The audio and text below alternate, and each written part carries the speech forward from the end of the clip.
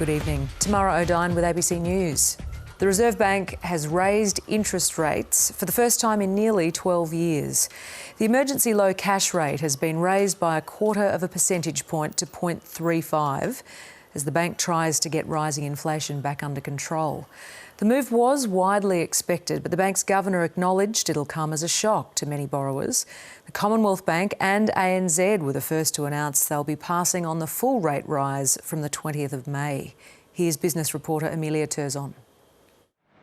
Australia's first rate rise in more than a decade will be the first of many. The normalisation of interest rates over the period ahead could see interest rates rise to 2.5%. The Reserve Bank last raised the cash rate in 2010. It's been at a record low of close to 0% during the pandemic, and it's now going up to 0.35%. For many borrowers like Jason Andrew, this is unfamiliar territory. We're probably the first generation that hasn't seen real interest rates increase.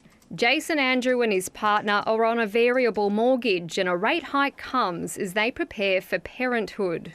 So it's interest rate rises combined with childcare fees, school fees. We've got cost of living increasing. It does certainly create some uncertainty. That rising cost of living is why the Reserve Bank is hiking rates far earlier than it initially projected.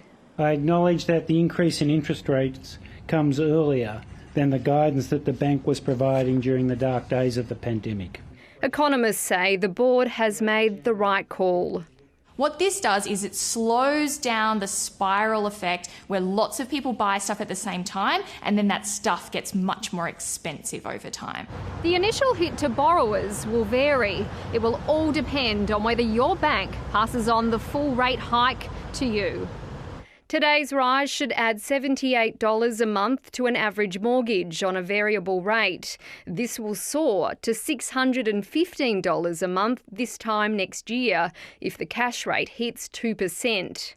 Many Australians, including Kelly Lehman, have fixed their loans to low rates. I was trying to scrounge as quickly as possible to refinance. If you're like Kelly Lehman and have fixed your loan at a low rate, it won't rise yet.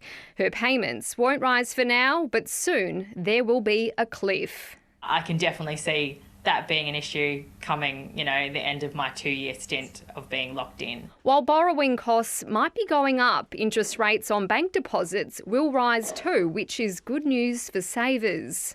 I want interest rates to go up so that I can get a decent return on my money. For the next generation, however, the purse strings are tightening.